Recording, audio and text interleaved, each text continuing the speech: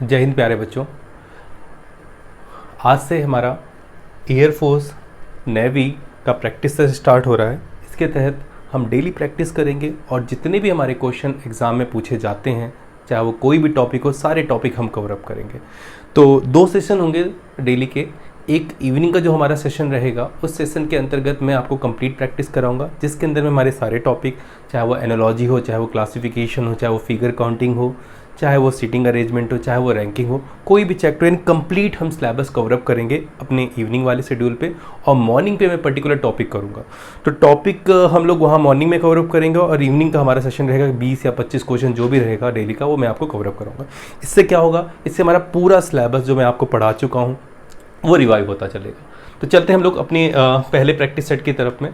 तो पहला हमारा जो क्वेश्चन दिया गया है बेटा, वो ये है, एक सीरीज़ का क्वेश्चन है। काफ़ी बार ये क्वेश्चन पूछा गया है और काफ़ी इंपॉर्टेंट क्वेश्चन है ये हमारे लिए। चलिए क्वेश्चन की अगर मैं बात करूं तो क्वेश्चन है 5, 8, 11, 25, 23, 26, 229, 95, 688। अगर मैं सीरीज़ की बात करूं तो ये सीरीज़ बढ़ते हुए क्रम में, इंक्रीजिंग ऑर्डर में है। और अगर इसकी बात करूं 5 से 8 को रिलेशन की, तो 5, 3, 8, 8, 3, 11, लेकिन आगे 11 और 3, 25 तो होता नहीं। अगर मैं इसमें अल्टरनेट सीरीज वाला सीक्वेंस लगाऊं, यानी एकांतर क्रम लगाऊं, यानी एक छोड़कर एक, तो 5 और 11 यानी 5 और 6, 11।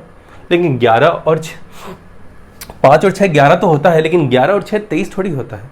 अब संख्या बड़ी करनी है, तो संख्या बड़ी करने के काफ़ी तरीके होते हैं। थोड़ा छोटा करना है तो प्लस कर दीजिए, जैसे अभी मैं प्लस कर रहा था। थोड़ा और बड़ा करना है तो आप इंटू कर दीजिए, और बड़ा करना है तो आप स्क्वायर कर दीजिए, और बहुत ज़्यादा बड़ा करना है तो आप क्यूब कर दीजिए।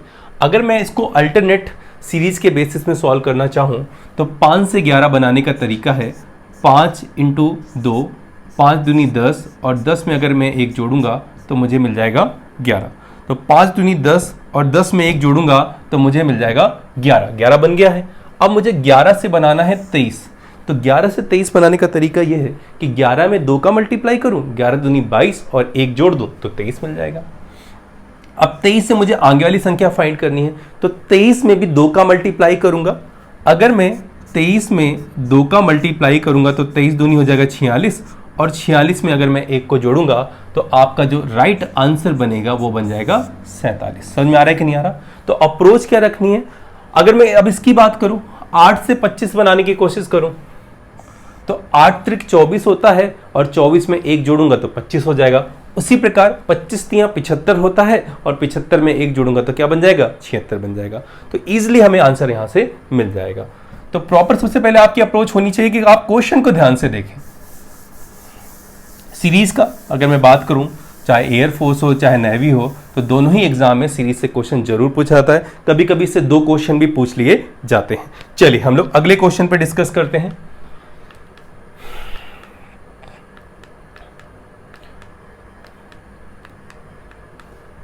अगला जो हमारा क्वेश्चन है वो हमारा मैथमेटिकली ऑपरेशन का है, गणितीय संक्रियाओं का क्वेश्चन है।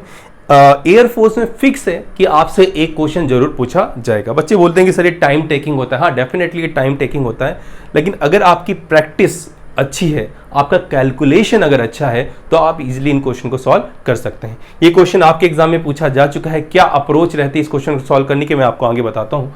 अगर आप मैथमेटिकली क्वेश्चन ऑपरेशन का क्वेश्चन करने जा रहे हो तो बेसिक चीजें आपको पता होनी चाहिए। सबसे पहले आप ब्रैकेट को सॉल्व करोगे, ब्रैकेट के बाद में डिवीजन को यानी कि भाग को, भाग के बाद आप सॉल्व करोगे मल्टीप्लिकेशन को, मल्टीप्लिकेशन के बाद आप सॉल्व करोगे एडिशन को यानी कि जोड़ को, और जोड़ के बाद में आप सब्ट्रैक्शन यानी कि घटाव को सॉल्व करोगे। इस सीक्वेंस से ही हम क्वेश्चन को क्या करेंगे? सॉल्व करेंगे। चलिए करके देखते हैं। अब एक क्वेश्चन बना कि सर यहाँ पे 4 ऑप्शन दिए गए हैं और अब ये तो कंफर्म नहीं है कि किस ऑप्शन को मैं उठा लूं मेरा आंसर आ जाए। तो बेटा कोशिश ये करना कि सबसे पहले आप पहला ऑप्शन ट्राई कर लेना, क्योंकि उसको एग्जामिनर को पता है कि एयरफोर्स और नेवी में समय काफी कम होता है बच्चों के लिए। या तो वो पहला ऑप्शन दे देता है या तो वो चौथा ऑप्शन दे देता है। तो अगर मैं पहले ऑप्शन की बात करूं 4 और 8 की, तो इसका मतलब ये हुआ जहां पर 4 होगा वहां पे 8 रखना है, और जहां पर 8 होगा वहां पे क्या बेटा रखना है? 4 रखना है। चलिए करके देखते हैं हम लोग जल्दी से। और अगर इस इक्वेशन को सॉल्व करूं जो आए और इस क्वेश्चन को भी सॉल्व करूं जो आए, अगर वो दोनों बराबर होंगे तो मेरा आंसर क्या हो जाएगा, सही हो जाएगा। तो जल्दी से हम लोग इस क्वेश्चन को सॉल्व करते हैं। तो 6 - 4 है तो वहां 8 लिख देता हूं और डिवीजन का 2 लिख देता हूं, प्लस का 5 और इंटू का 3 लिख देता हूं। इसको थोड़ी देर बाद हम लोग सॉल्व कर लेंगे, पहले इसको सॉल्व कर लेते हैं। तो 6 - 8 में 2 का भाग करेंगे तो यहां पर आएगा 4 और प्लस का, इसके बाद हम लोग इंटू को सॉल्व करते हैं डिवीजन के बाद, तो मैं इंटू को डायरेक्ट कर लेता हूं। तो यहां पर आ जाएगा 5 × 3 = 15। अब ये 6 जो है वो प्लस का है और 15 भी प्लस का है, तो 15 और 6 होता है 21, और 21 में अगर आप 4 को घटाओगे तो आपका जो यहां से आंसर आएगा वो आएगा 17 आएगा। ठीक है, अब मैं इसको भी सॉल्व करके देख लेता हूं कि इससे क्या आ जाएगा। अगर मैं इससे सॉल्व करूं तो यहां पर है 12, अब यहां पर 8 है ना, तो मैं 4 लिख देता हूं यहां पे, तो 4 और यहां पे आ जाएगा इंटू का 9 और प्लस का 5 और माइनस का कितना हो जाएगा, 15 हो जाएगा। चलिए करके देखते हैं हम लोग। तो 12 में 4 का भाग करूंगा तो 3 आएगा, और 3 में 9 का मल्टीप्लाई करूंगा तो यहां पर आ जाएगा 27, प्लस का 5 और माइनस का 15। 27 और 5 को अगर मैं जोड़ूंगा तो 7 5 12 की 2 हासिल लगा 1 यानी कि 32, और 32 में अगर मैं 15 घटाऊंगा तो आप सबको पता है कितना आ जाएगा, 17। यानी 17 बराबर 17 है, तो सीधा मैं ऑप्शन नंबर 1 को टिक करके आगे बढ़ जाऊंगा, मुझे मेरा आंसर मिल जाएगा। तो बस ये अप्रोच होनी चाहिए कि हम आपकी मेन चीज है प्रैक्टिस, कैलकुलेशन आपको कितने अच्छे से आता है उतनी जल्दी आप इन क्वेश्चन को सॉल्व कर सकते हैं। चलिए अगले क्वेश्चन पे हम लोग डिस्कस करते हैं कि अगला क्वेश्चन क्या है हमारा। एग्जाम में भी ऐसे ही होता है, पता नहीं होता आगे कौन सा क्वेश्चन आ रखा हुआ है। ऑनलाइन एग्जाम तो ऐसे ही होता है कि अगला क्वेश्चन किस टॉपिक का है तो हमें पता नहीं होता। तो सबसे बेस्ट रहेगा कि आप कॉपी पेन उठा लीजिए, कॉपी पेन उठा के आप खुद मेरे साथ प्रैक्टिस करिए। आप खुद देखिए कि मुझे इस क्वेश्चन में कितना टाइम लग रहा है और सर किस अप्रोच से इस क्वेश्चन को सॉल्व कर रहे हैं, तब जाके आपकी बेटर प्रैक्टिस हो पाएगी। अगर मैं इस क्वेश्चन की बात करूं तो ये हमारा है कोडिंग डिकोडिंग का क्वेश्चन। डिज्नी को ये लिखा जाता है, तो बेटा कूट भाषा में हॉट स्टार को क्या लिखा जाएगा।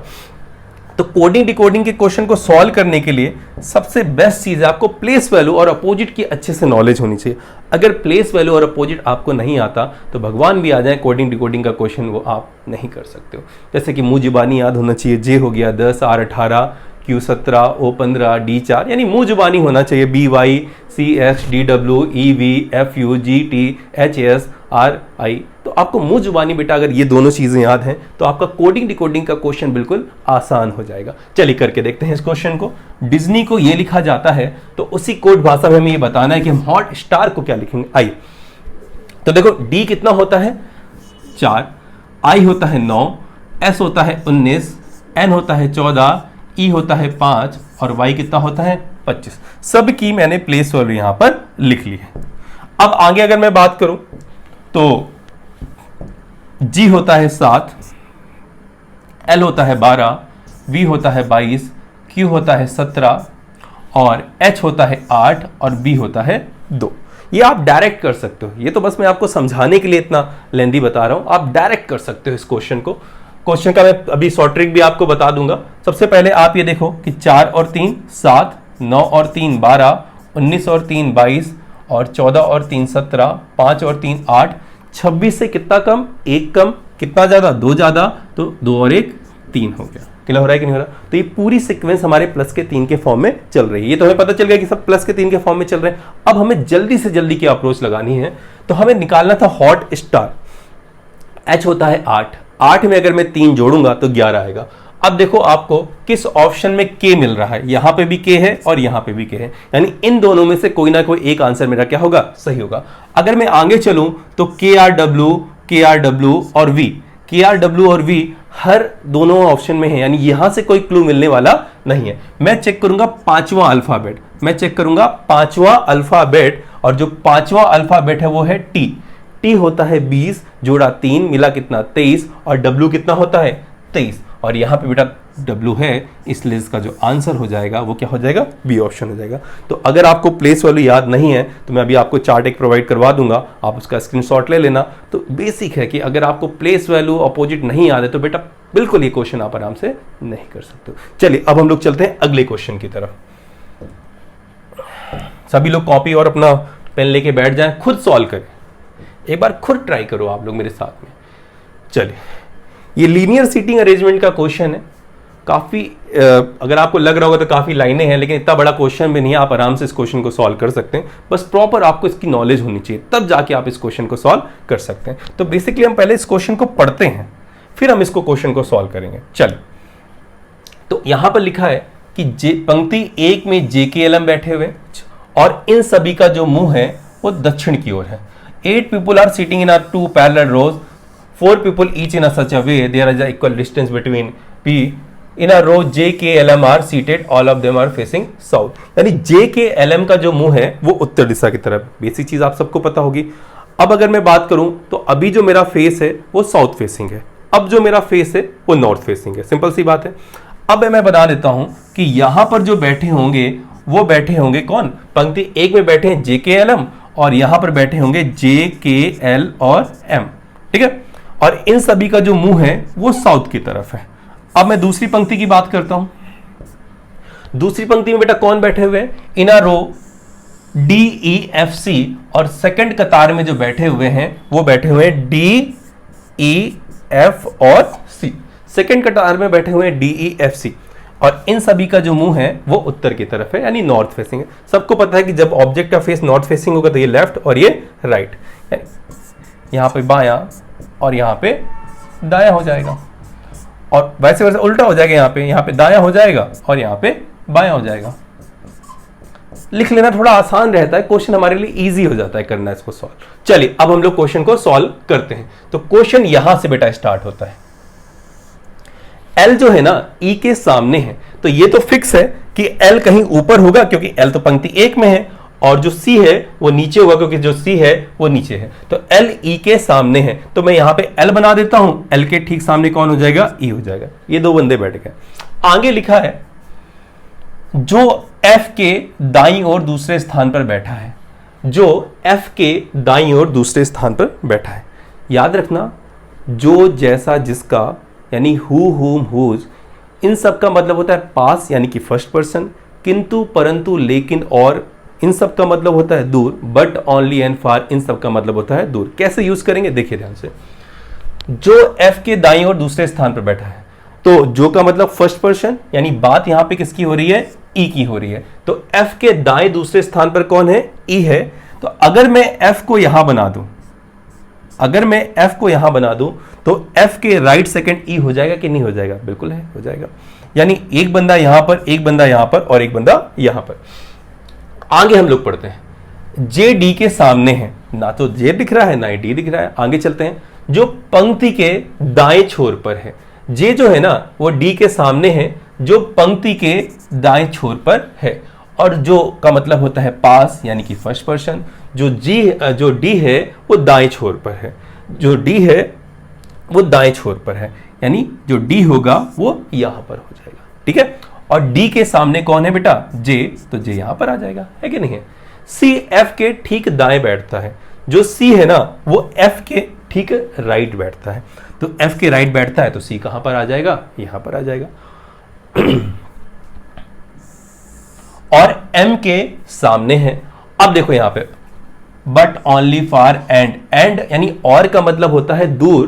तो M से जब मैं चलना स्टार्ट करूंगा तो पहले कौन मिलेगा, F, लेकिन और का मतलब होता है दूर, तो मैं बात किसकी कर रहा हूं, C की।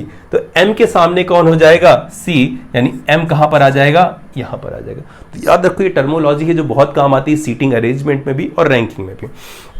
अब जो बच गया वो यहां पर आ जाएगा, तो K बच गया है तो K यहां पर आ जाएगा। अब देखिए क्वेश्चन क्या पूछा गया है आपसे। क्वेश्चन ये पूछा गया है कि K के सामने कौन है, K के सामने कौन है, तो आंसर आपको F मिल जाएगा। बहुत सारे क्वेश्चन इसमें पूछ लिए जाते हैं कि भाई J के दाएं दूसरा कौन सा है, तो J के दाएं दूसरा हो जाएगा M हो जाएगा। M के ठीक सामने कौन बैठा है, C बैठा हुआ है। एक बार फिगर बन जाए तो हम किसी भी क्वेश्चन का आंसर इजी तरीके से दे सकते हैं, बस आपकी प्रॉपर प्रैक्टिस होनी चाहिए। चलिए, तो उम्मीद है कि ये क्वेश्चन आपको समझ में आ गया होगा। अब हम लोग चलते हैं अगले क्वेश्चन की तरफ।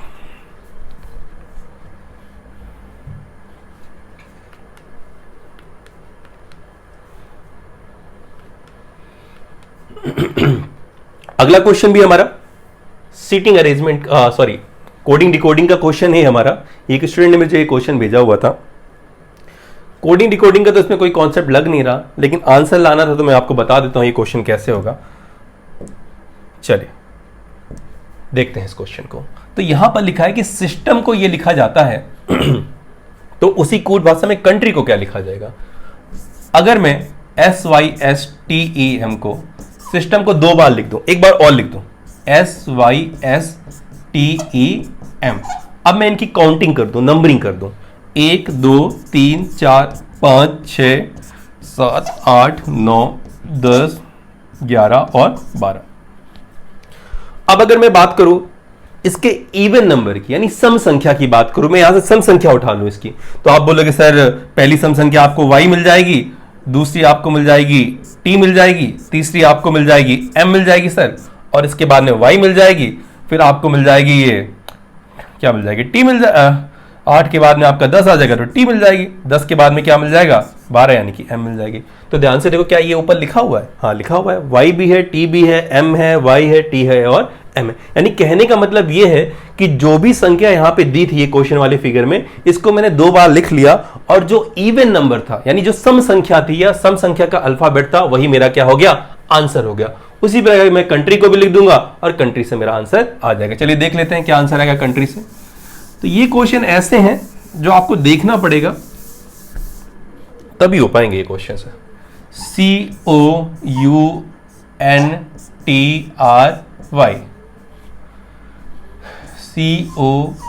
COUNTR और Y।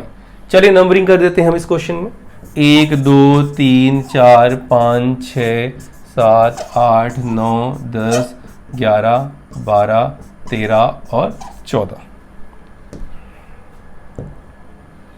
तो देखिए पहला जो आंसर आ जाएगा वो आपका आ जाएगा O, सेकंड जो आंसर आ जाएगा वो आ जाएगा आपका N, N के बाद जो आंसर आ जाएगा वो आ जाएगा आपका R, R के बाद में जो आपका आंसर आ जाएगा वो हो जाएगा आपका फिर से C, और इसके बाद में अगला जो आएगा वो U हो जाएगा, फिर जो आएगा वो T हो जाएगा और फिर जो आएगा वो Y हो जाएगा। तो देख लेते हैं किस ऑप्शन में ये हमारा आंसर मिल रहा है, ONRCUTY, यानी हमारा पहला आंसर बिल्कुल सही हो जाएगा। क्या सीखा हमने यहाँ पर जो भी हमारा अक्षर दिया गया था उसको हमने 2 बार लिख लिया, और जो उसके इवन नंबर के अल्फाबेट थे उनको हमने लिख लिया, और वही हमारा क्या हो गया, आंसर हो गया। चलिए अब हम लोग चलते हैं अगले क्वेश्चन की तरफ, देखते हैं अगला क्वेश्चन हमारा क्या होता है।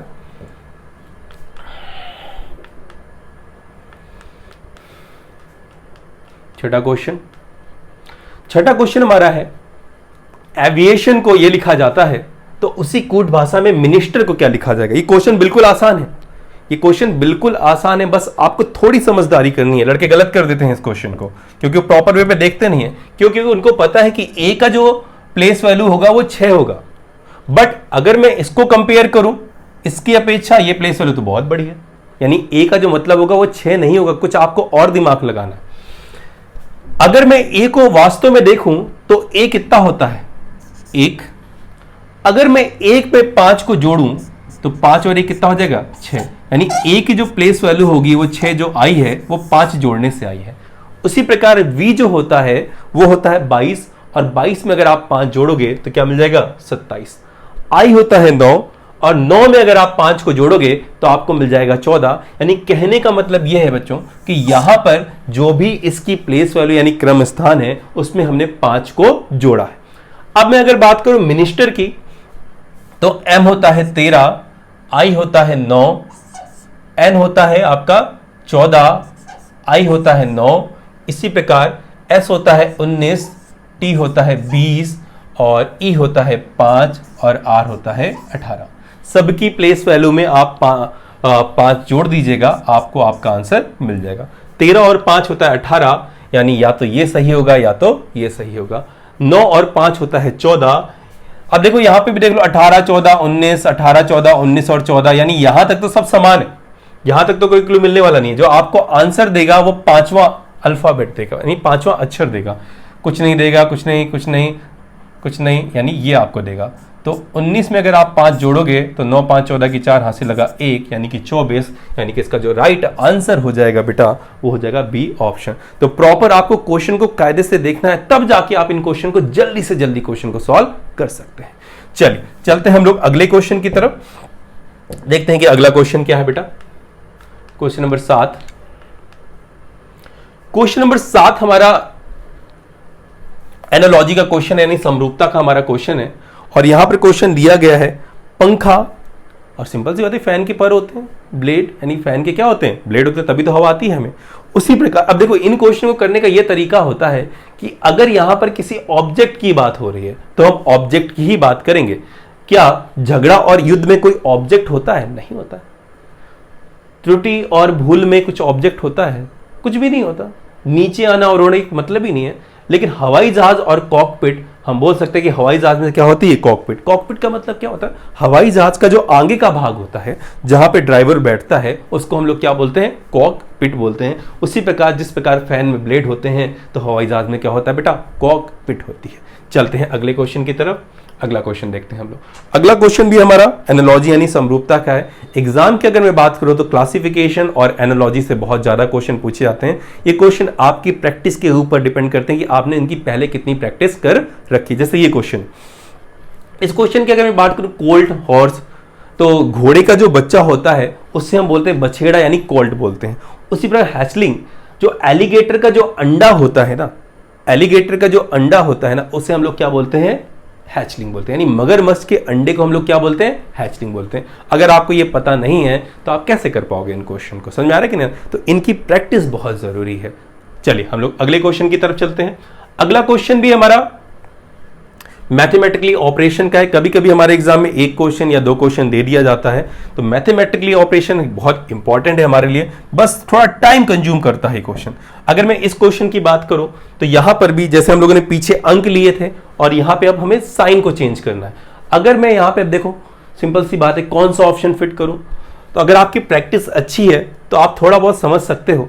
जैसे अगर मैं देखूं तो जहां तक मुझे लग रहा है कि मैं सी ऑप्शन को अगर उठाऊंगा तो शायद मेरा आंसर आ जाएगा। मैं भी कंफर्म नहीं हूं, लेकिन एक बार ट्राई करता हूं मैं सी ऑप्शन के साथ में। चलिए, तो सी ऑप्शन का मतलब ये होगा कि जहां पर इंटू होगा वहां पे डिवीजन, और जहां पे डिवीजन होगा वहां पे मैं इंटू कर दूंगा। चलिए करके देखते हैं। 8 + 9, और जहां पे डिवीजन हो जाएगा वहां पे इंटू कर देता हूं। 4 माइनस का 54, और इसके बाद में इंटू होगा वहां पे डिवीजन कर देता हूं।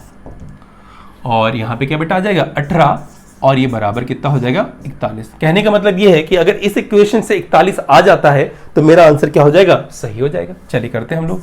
आप डायरेक्ट कर सकते हैं इसको, ये सब करने की जरूरत नहीं, बस मैं आपको समझाने के लिए बता रहा हूं। 18 दूनी 36, 18 × 54, यानी यहां पर जो आ जाएगा वो 3 आ जाएगा। अगर मैं अब इसकी बात करूं तो 8 + 9 4 = 36, यानी कि 36, और 36 में 3 को आप घटाओगे तो 36 और जो 4 होता है, 36 और 4 40, और 4 44, यानी 36 और 8 हो गया 44, और 44 में अगर मैं 3 को घटाता हूं तो मिलेगा बेटा मुझे 41। यहाँ पे भी 41 है और यहाँ पे भी 41 है, तो आपका जो ऑप्शन होगा वो हो जाएगा सी ऑप्शन। कैसे आएगा ये, आपकी प्रैक्टिस के ऊपर आएगा। जितनी आप प्रैक्टिस करोगे उतनी आपको नॉलेज बढ़ेगी, तो आप आराम से इन क्वेश्चन को सॉल्व कर सकते हैं। चलते हैं हम लोग अगले क्वेश्चन की तरफ। देखें अगला क्वेश्चन हमारा क्या होता है।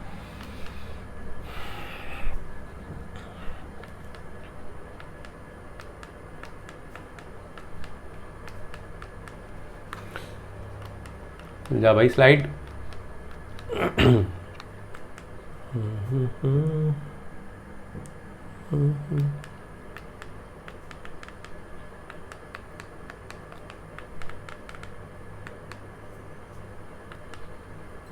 चलिए, तो अगला ये हमारा क्वेश्चन है बेटा। यहां पर इस क्वेश्चन में जैसे कि मैंने आपको पिछले सेशन के वीडियो में आप देख सकते हैं पेपर कटिंग पढ़ा रखा हुआ है, और पेपर फोल्डिंग भी मैंने आपको पढ़ाया था। तो पेपर फोल्डिंग का ही कॉन्सेप्ट है ये।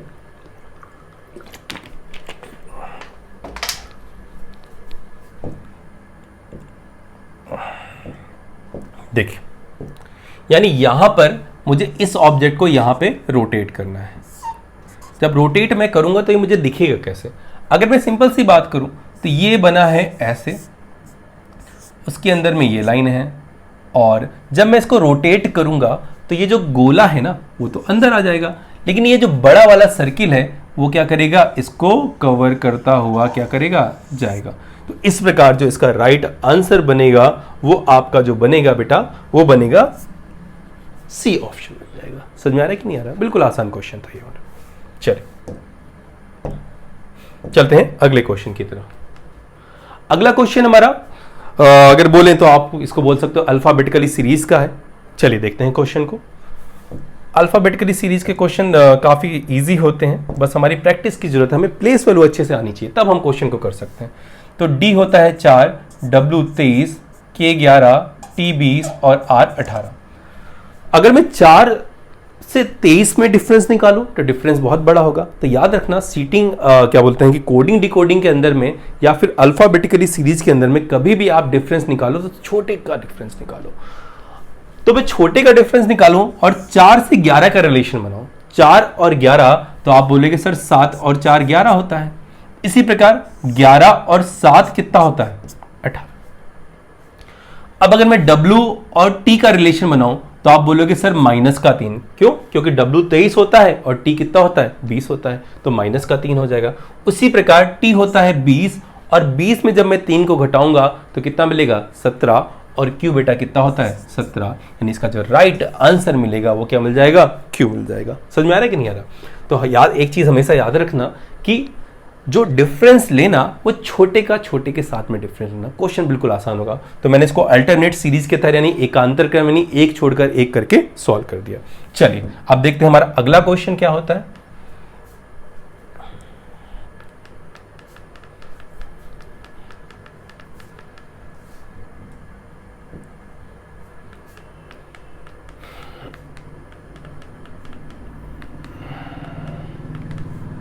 अगला क्वेश्चन हमारा एनालॉजी का है। अगर मैं इस क्वेश्चन की बात करूं तो यहां पर B लिखा है और यहां पे लिखा है Y। तो आप बोलोगे कि सर ये दोनों तो एक दूसरे के अपोजिट होते हैं, B का अपोजिट Y यानी कि बॉय, D का अपोजिट W होता है यानी दूध वाला, है कि नहीं? उसी प्रकार H का अपोजिट जो होगा वो S होगा, हाई स्कूल हॉट स्पॉट, और J का जो अपोजिट होगा जंगल क्यून यानी कि क्या हो जाएगा? Q हो जाएगा। तो इसका जो राइट आंसर बनेगा वो क्या बन जाएगा? S और Q इसका राइट आंसर हो जाएगा। चलिए देखते हैं हम लोग अगले क्वेश्चन की तरफ चलते हैं हम लोग। अगला क्वेश्चन हमारा वेन डायग्राम का है। क्वेश्चन है हमारा कोर्ट, सिविल केस और आपराधिक केस।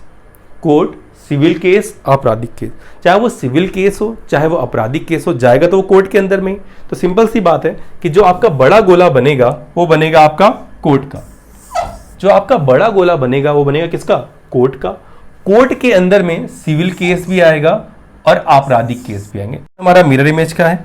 मिरर इमेज क्वेश्चन में क्या होता है कि जो लेफ्ट होता है वो राइट दिखता है, जो राइट होता है वो लेफ्ट दिखता है।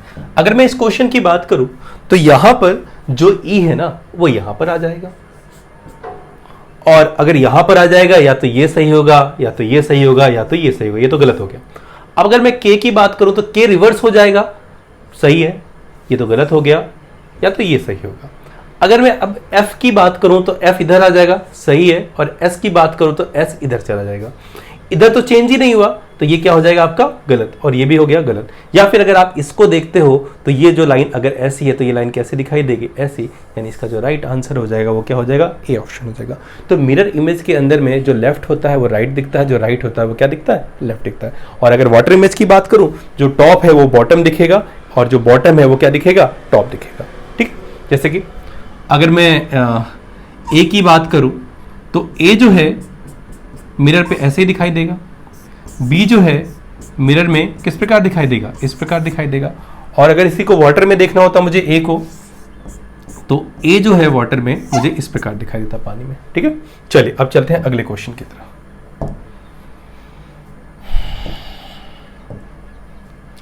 अगला क्वेश्चन हमारा कोडिंग डिकोडिंग का ही क्वेश्चन है। एग्जाम में कोडिंग डिकोडिंग के क्वेश्चन 2 या 3 पूछ लिए जाते हैं, तो कोडिंग डिकोडिंग हमारे लिए बहुत इंपॉर्टेंट है। सिनारियो ये रहता है कि एक क्वेश्चन तो बिल्कुल इजी, जैसे मैंने पीछे आपको कराया था +3 वाला, और एक क्वेश्चन एग्जाम में डिफिकल्ट हमेशा हर एग्जाम में, चाहे आप SSC कॉम्पिटिट करो चाहे आप एयरफोर्स करो, हर एग्जाम में एक क्वेश्चन तो वो ईजी देता है लेकिन एक क्वेश्चन वो जरूर टफ देता है। तो देखिए क्वेश्चन के बारे में देखते हैं कैसे इस क्वेश्चन को सॉल्व करेंगे हम लोग। जल्दी से आप लोग भी ट्राई करिए। यदि किसी कोड भाषा में ड्रैगन को DRAGON, ड्रैगन को हम लिखते हैं DTEQQH।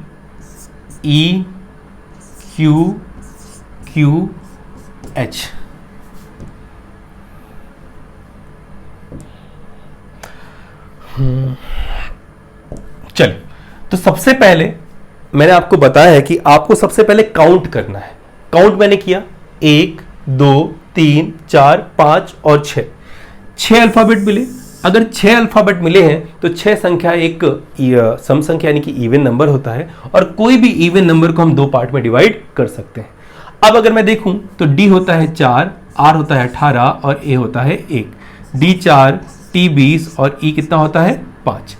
अब मैंने पीछे अभी कुछ क्वेश्चन पहले जब मैंने करवाया था तो मैंने आपको बताया था कि हमेशा डिफरेंस जो हमें लेना है वो छोटे का छोटे के साथ में ही लेना है। अगर मैं 4 का रिलेशन 4 से लूं तो कोई बना ही नहीं। 18 का 20 से 2 का, 1 का 5 से 4 का कोई रिलेशन नहीं बन रहा। लेकिन अगर मैं 4 का रिलेशन 5 से बनाऊं तो आप बोलोगे सर प्लस का 1, 4 और 1 5, यानी अगर मैं यहां पे लिख दूं तो 4 और 1 कितना होता है 5 होता है। अगर मैं 18 में 2 को जोड़ूंगा तो 18 और 2 कितना होता है 20, यहां पे कितना आ गया 20। अगर मैं यहां पर 1 में 3 को जोड़ूंगा, 3 और 1 कितना हो जाएगा 4, यानी 4 और 1 5, 18 और 2 20, 3 और 1 और 3 कितना हो जाएगा 4। जी होता है 7, ओ होता है 15, एन कितना होता है 14। 7 में अगर 1 जोड़ूंगा तो क्या मिल जाएगा 8 और एच कितना होता है 8। उसी प्रकार 15 और 2 कितना होता है 17 और क्यू कितना होता है 17। 14 और 3 कितना होता है 17 और क्यू कितना होता है 17। समझ में आ रहा है कि नहीं आ रहा। अब हमें निकालना क्या है पुलिस, तो POLICE,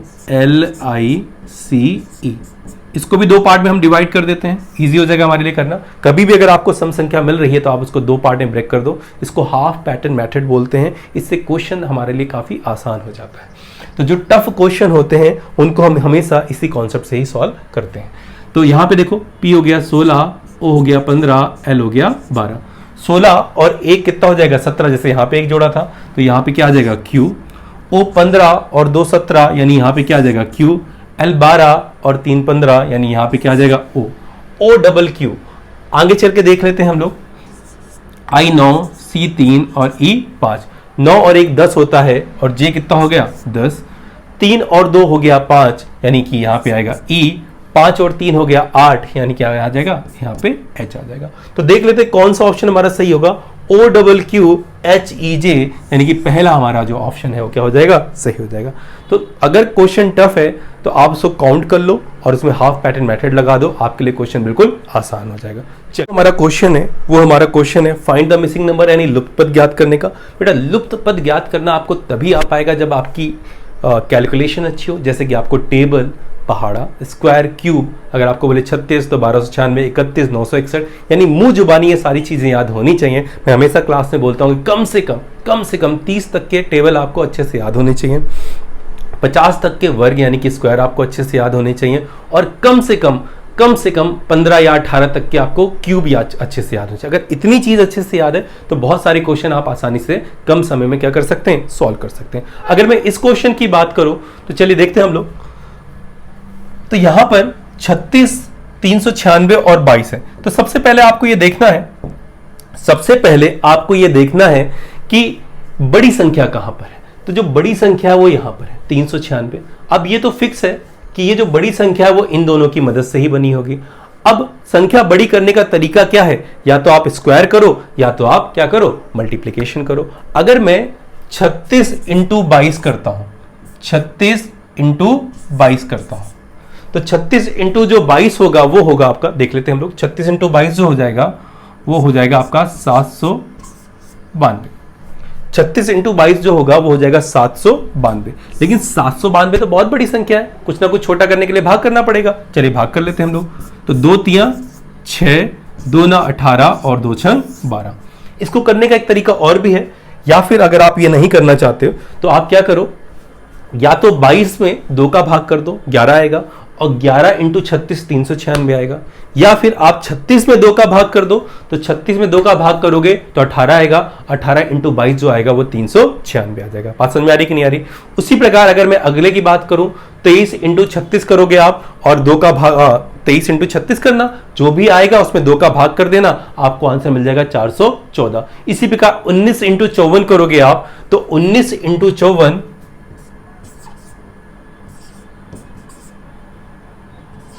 और इसमें किसका भाग करोगे 2 का। तो चलिए 19 इंटू 54 हम लोग कर लेते हैं। तो 19 इंटू जो 54 आएगा वो आएगा आपका 1026। 19 इंटू जो 54 आएगा वो आएगा 1026। और 1026 में अगर मैं 2 का भाग करता हूं तो 2 पंचे 10, 2 एक कम 2, 2 तियां 6, यानी आपका जो राइट आंसर बनेगा बेटा वो बनेगा 513 बनेगा। समझ में आ रहा है कि नहीं आ रहा? चलिए, अगर समझ में आ रहा है तो लाइक कर दो बेटा, सब्सक्राइब कर दो और शेयर भी कर दो। समझ में आ रहा है कि नहीं आ रहा? चलिए आप आगे चलते हैं हम लोग।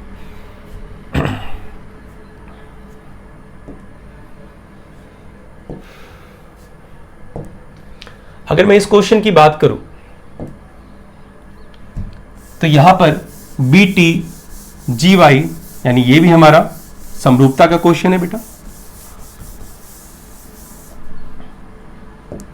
तो B का जो अपोजिट हो जाएगा वो हो जाएगा Y, यानी कि बॉय, और T का जो अपोजिट हो जाएगा वो क्या हो जाएगा? G हो जाएगा। उसी प्रकार W का जो अपोजिट हो जाएगा दूध वाला, यानी कि D हो जाएगा। H का अपोजिट जो हो जाएगा वो S हो जाएगा। तो ST will be your right answer. ये क्वेश्चन वो होते हैं कि मुश्किल से 10 सेकंड के अंदर में आप इनको सॉल्व कर सकते हो। इसमें टाइम नहीं बर्बाद करना, क्योंकि ये वो क्वेश्चन है जो सभी करके आएंगे, सभी बच्चे करके आएंगे। जो डिफिकल्ट क्वेश्चन होते हैं उसमें टाइम लगेगा, लेकिन इन क्वेश्चन में बिल्कुल आसानी से, मुश्किल से 5 से 10 सेकंड में आपका आंसर आ जाना चाहिए। चलिए चलते हैं हम लोग अगले क्वेश्चन की तरफ। अगला क्वेश्चन देखिए, एक क्लास में जिसमें n छात्र हैं, एक क्लास है कोई, उसमें n छात्र हैं, और लालू जो है ना वो ऊपर यानी कि टॉप से 42वें स्थान पर है, और हामिद जो है वो नीचे से 19वें स्थान पर है। लालू और हामिद के बीच में 29 छात्र हैं, तो n का मान ज्ञात करिए। देखिए ध्यान से, ये क्वेश्चन अगर मैं बात करूं तो 2 तरीके से पूछा जाता है। एक तो डायरेक्ट उसने पूछ लिया कि n का मान ज्ञात करें, या फिर n का अधिकतम मान क्या होगा। अगर मैं इसी के दूसरे क्वेश्चन की बात करूं तो यहां पर एग्जामिनर यह भी पूछ सकता है कि n का न्यूनतम मान क्या होगा, n का न्यूनतम मान क्या होगा, n का कम से कम मान क्या होगा। अगर न्यूनतम मान पूछ लिया जाए, मिनिमम मान पूछ लिया जाए, तो क्वेश्चन पूरा ये हमारा क्या हो जाएगा? चेंज हो जाएगा। अगर मैं अभी इस क्वेश्चन की बात करूं तो ये बिल्कुल आसान।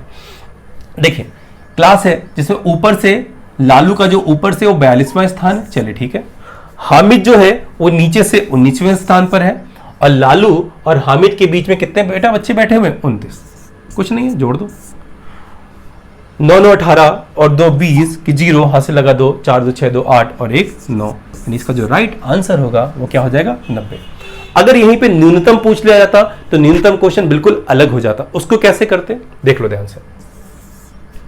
मैं रैंकिंग आपको पढ़ाऊंगा तो मैं आपको वहां पे डिटेल में बता दूंगा। अभी जैसे क्वेश्चन आया है तो मैं आपको बता देता हूं। अभी जो इसका राइट आंसर है वो 90 है। अगर यहीं पे न्यूनतम मान इसका पूछ लिया जाता तो सबसे हम क्या करते? पहले दोनों व्यक्तियों की रैंक। तो यहां पर जो लालू की जो रैंक है वो कितनी है? 42 है, और हामिद की जो रैंक है वो कितनी है? 19 है। इन दोनों को जोड़ देते हैं हम। तो जा रहे कि नहीं?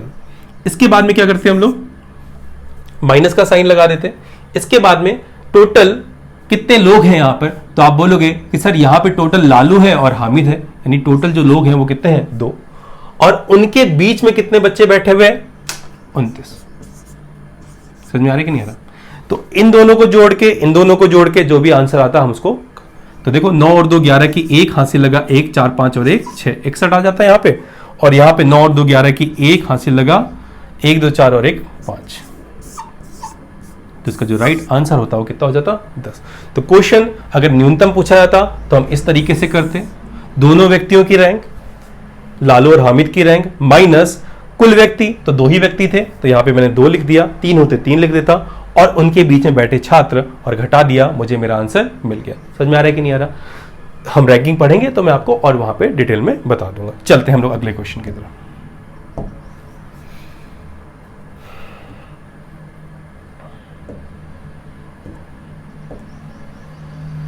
अगला क्वेश्चन हमारा, आर एस टी यू और वी डब्ल्यू एक क्लास की एक पंक्ति में उत्तर की ओर मुंह करके बैठे हुए हैं। अभी हम लोगों ने ऐसा ही क्वेश्चन सॉल्व किया था। एस जो है ना यू के बाएं चौथे स्थान पर बैठा है। चलिए जल्दी से करते हैं इस क्वेश्चन को ट्राई। आप लोग भी ट्राई करो इसको जल्दी से। देखिए,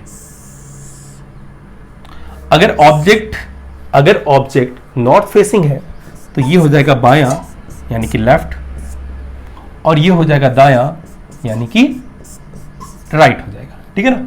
अब क्या बोला गया है? एस जो है ना यू के बाएं चौथे स्थान पर है। यू के बाएं, पहला, दूसरा, तीसरा और चौथा। तो यू के बाएं को चौथे स्थान पर बैठा है कौन? एस, जो किसी अंतिम छोर पर है। जो का मतलब क्या हो जाएगा यहाँ पे, अभी मैंने पीछे आपको बताया था, जो का मतलब होता है पास, यानी कि फर्स्ट पर्सन, यानी यू जो है वो किसी अंतिम छोर पर, यानी वो कॉर्नर पे बैठा हुआ है। तो यू यहाँ पे कॉर्नर पे बैठा है कि नहीं है? टोटल कितने लोग हैं? 1 2 3 4 5 और 6। 1 2 3 4 5 और 6 लोग, सारे लोग कंप्लीट हो गए कि नहीं हो गया? यू किसी अंतिम छोर पे बैठा था, तो यू अंतिम छोर में बैठा हुआ है। आगे देखिए क्या बोल रहा है, आर यू का निकटतम पड़ोसी है। आर जो है ना यू का निकटतम पड़ोसी, तो फिक्स है, यहां तो कोई बैठ नहीं सकता, तो आर कहां पे बैठेगा? यहां पे बैठेगा। तो आर यू का निकटतम पड़ोसी है। वी एस के ठीक बाईं ओर बैठता है। वी जो है ना वो एस के ठीक लेफ्ट बैठता है, तो एस के लेफ्ट बैठेगा तो वी कहां पर आएगा? यहीं पे तो आएगा। आगे देखिए, डब्ल्यू टी और एस के बीच बैठता है, तो सिंपल सी बात है, डब्ल्यू यहां पर आ जाएगा, टी और एस के बीच में बैठता है। अब क्वेश्चन कुछ भी पूछ सकता है। क्वेश्चन उसने ये पूछा है कि आर के ठीक बाएं कौन बैठता है, तो आर के लेफ्ट कौन बैठता है? टी, यानी इसका जो राइट आंसर हो जाएगा वो क्या हो जाएगा बेटा? टी हो जाएगा। बस आपको क्वेश्चन पढ़ना है, जैसा बोलता जाए वैसे आपको करता जाना है, आपके लिए क्वेश्चन बिल्कुल इजी हो जाएगा। बस टर्मोलॉजी याद रखना, जो जैसा जिसका, इसका मतलब होता है फर्स्ट पर्सन, यानी पहले ऑब्जेक्ट की बात करेंगे, किंतु परंतु लेकिन और, इन सब का मतलब होता है दूर, यानी सेकंड पर्सन की हम यहाँ पे बात करें। क्वेश्चन बिल्कुल आसानी से आप सॉल्व कर सकते हैं। चलिए अब बात करते हैं अगले क्वेश्चन की तरफ हम लोग। अगला क्वेश्चन काफी बार एग्जाम में हमारे से पूछा गया है, काफी बार एयरफोर्स और नेवी में काफी बार ये क्वेश्चन पूछा गया। बिल्कुल आसान क्वेश्चन है। 6 से 33 बनाना है। अगर मैं 6 का स्क्वायर करूं तो आप बोलोगे सर 6 का स्क्वायर तो 36 होता है, और 36 में 3 घटा दो तो कितना हो जाएगा? 33। बिल्कुल आसान क्वेश्चन। 7 का स्क्वायर कितना होता है? 49। 49 में 3 घटा दोगे तो कितना आ जाएगा? 46, यानी 46 विल बी, और क्या हो जाएगा? राइट आंसर हो जाएगा। चलते हैं अगले क्वेश्चन की तरफ हम लोग।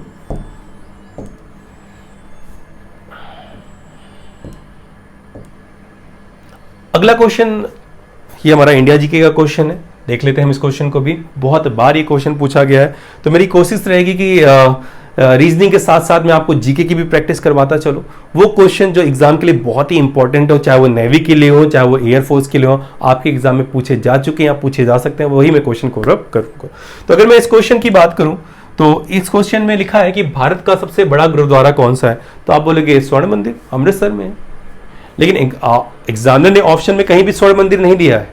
तो याद रखना, स्वर्ण मंदिर को हम हरमंदिर साहिब भी बोलते हैं, यानी कि श्री दरबार साहिब भी हम इसको बोलते हैं, और क्या बोलते हैं? हरमंदिर साहिब भी बोलते हैं।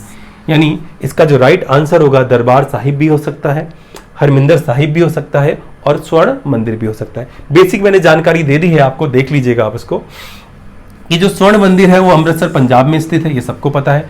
ये भारत का सबसे बड़ा गुरुद्वारा है, और इसको जो बनाया था, इसकी जो वास्तुकार करी थी वो गुरु अर्जुन देव जी ने करी थी, और इसका जो निर्माण हुआ था वो 1601 ईस्वी में किया गया था। 1601 ईस्वी में बहुत बार एग्जाम में पूछा गया है कि स्वर्ण मंदिर या फिर हरमिंदर साहब या फिर दरबार साहब का निर्माण कब किया गया था? तो 1601 ईस्वी में इसको किया गया था। 19वीं शताब्दी में महाराणा रणजीत सिंह ने इसे दोबारा बनवाया था, और इसमें सोने की परत भी चढ़वाई थी उन्होंने, राजा रणजीत सिंह ने। ये बहुत बार क्वेश्चन पूछा गया, एसएससी में खासकर ये क्वेश्चन पूछा गया है। पहला गुरुद्वारा पंजाब क्षेत्र यानी पाकिस्तान में रावी नदी के तट पर स्थित है, और करतारपुर में बनाया गया। आप लोगों को पता होगा कि पाकिस्तान ने कुछ एरिया बिना वीजा के लिए इंडिया के लिए खोल रखा है। 4 पॉइंट समथिंग कुछ एरिया है जहां पे भारतीय जा सकते हैं, जो सिख धर्म को मानने वाले हैं तो वो वहां पे जा सकते हैं, और वहां पे किसी भी प्रकार की वीजा की आवश्यकता नहीं।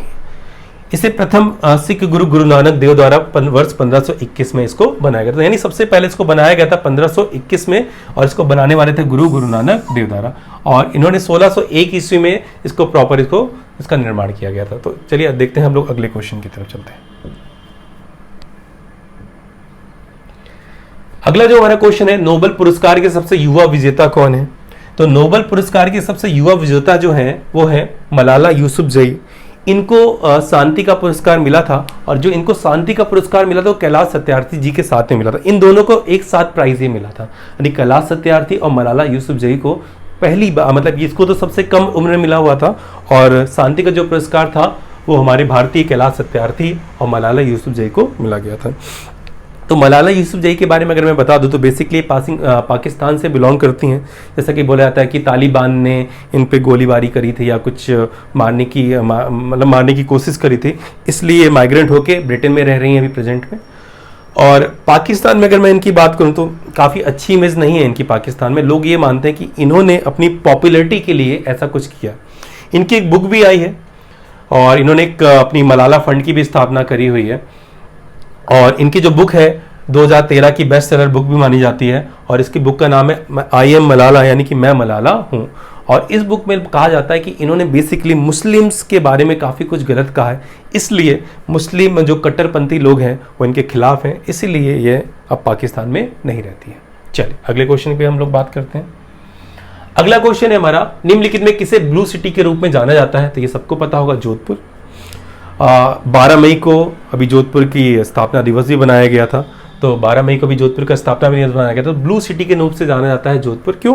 क्योंकि जो फोर्ट के पास का एरिया है वो पूरा जो वहाँ पे घर बने हुए ब्लू कलर के बने हुए हैं, इसलिए हम जोधपुर सिटी यानी सन सिटी को ब्लू सिटी के रूप में भी जाना जाता है। तो ठीक है बच्चों, आज के लिए इतना ही, और हम लोग जल्दी ही कंप्लीट सिलेबस स्टार्ट करेंगे, जिसमें से आपकी कंप्लीट क्लास होगी, आपकी मैथ की क्लास, आपकी फिजिक्स की क्लास, आपकी वाई ग्रुप की मैथ की क्लास, कंप्लीट क्लास आपकी स्टार्ट होगी। कुछ दिनों में आपकी 2 या 3 दिन में प्रॉपर आपकी क्लासें स्टार्ट हो जाएंगी। तो आज के लिए इतना ही, अब हमारी मुलाकात होगी कल।